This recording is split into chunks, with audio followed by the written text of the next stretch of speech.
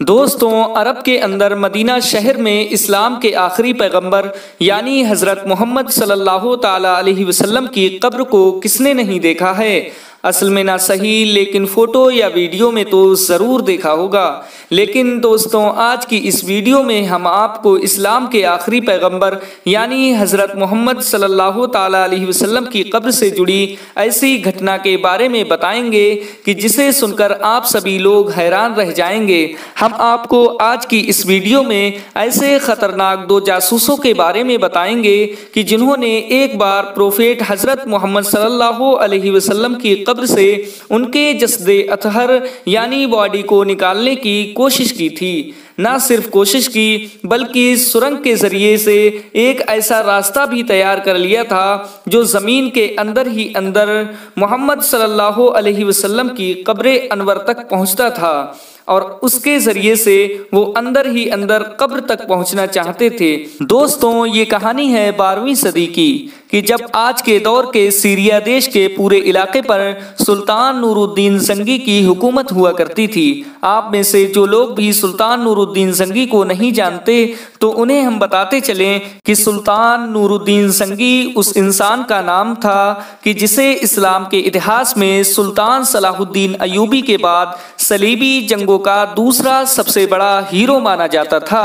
साथ ही साथ आप लोगों को ये भी बताते चलें कि सलेबी जंगे उन जंगों को कहा जाता है कि जो मुस्लिम और ईसाई धर्मों के बीच में यरूशलेम शहर को हासिल करने के लिए लड़ी गई थी।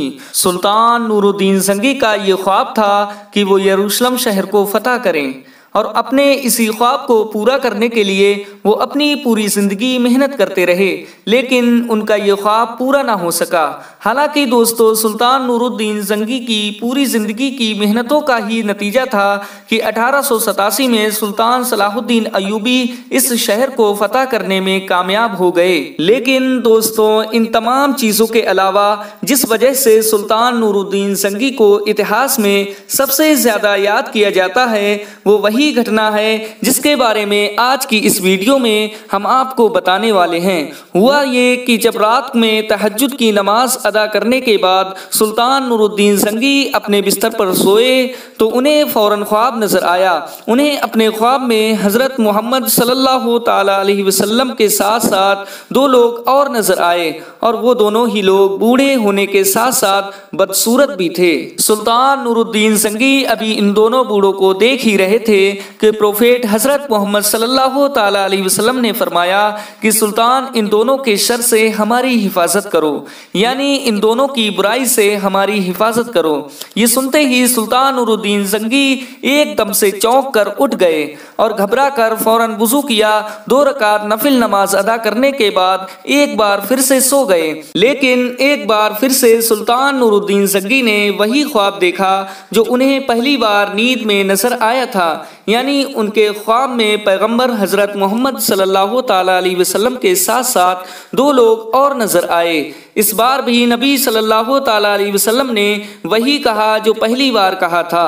सुल्तान नूरुद्दीन ज़ंगी एक बार फिर से चौंक कर उठे और उन्होंने एक बार फिर से वुज़ू किया और वुज़ू करने के बाद 2 रकात नफिल नमाज अदा की।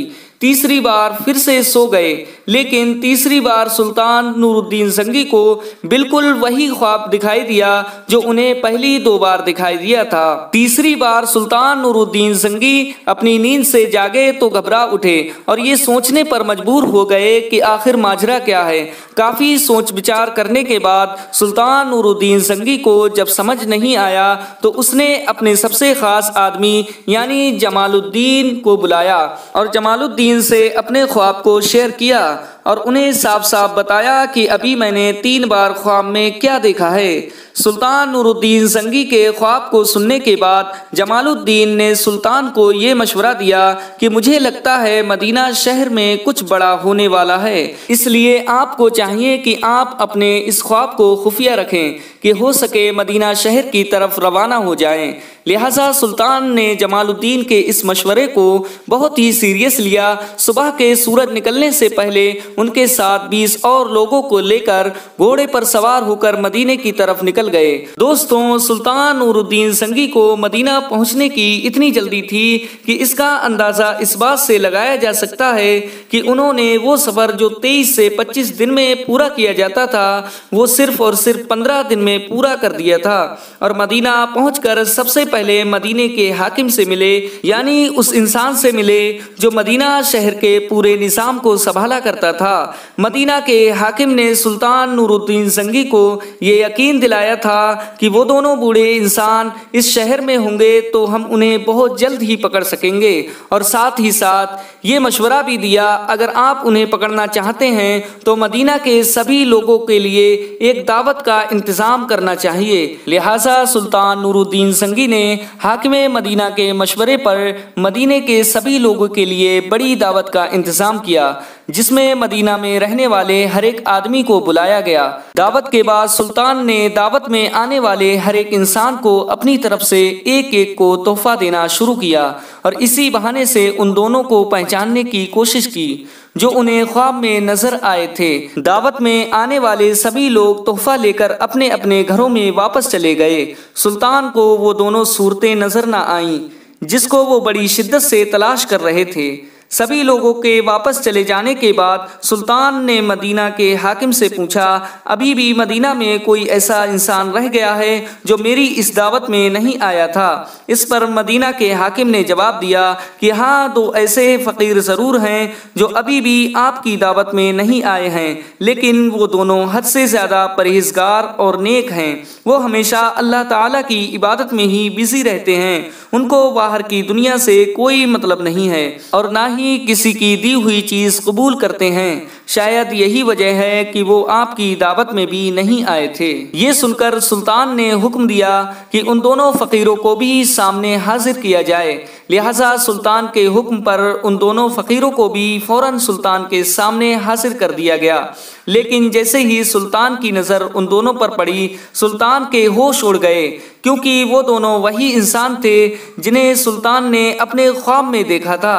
सुल्तान ने उन दोनों से पूछा कि आखिर तुम कौन लोग हो और इस शहर में कहां से आए हो? इस पर उन दोनों ने जवाब दिया कि हम मराकिस के इलाके के रहने वाले हैं, लेकिन जब हम हज करने के लिए आए थे तो हम सुकून महसूस होने पर यहीं रहने लगे थे। तब से लेकर आज तक लगातार हम इसी शहर में रह रहे हैं। सुल्तान नूरुद्दीन संगी ने उन दोनों से सख्ती से पूछा, तुम कौन लोग हो? लेकिन उसके बावजूद भी उन लोगों ने कुछ नहीं कबूला। इसके बाद सुल्तान नूरुद्दीन संगी उन दोनों के साथ उनके कमरे में पहुंचे। सुल्तान नूरुद्दीन संगी को उनके कमरे में कुरान, कुछ नुस्खे किताबों के अलावा कुछ नहीं मिला। फिर अचानक से सुल्तान की नज़र चटाई पर पड़ी जो उनके कमरे में बिछी हुई थी। सुल्तान ने जब उस चटाई को हटाया तो उसके नीचे लंबी सुरंग मौजूद थी, जिसे देखकर रहने वाले सभी लोगों के होश उड़ गए। दोस्तों, ये कोई आम सुरंग नहीं, ऐसी सुरंग थी कि जो सीधे पैगंबर इस्लाम यानी हजरत मोहम्मद सल्लल्लाहु अलैहि वसल्लम की कब्र तक पहुंचती थी। इसके जरिए से उन्होंने एक ऐसा रास्ता बना लिया था कि जो सीधा उनके कमरे से प्रोफेट हजरत मोहम्मद सल्लल्लाहु ताला अलैहि वसल्लम की कब्र तक पहुंचता था।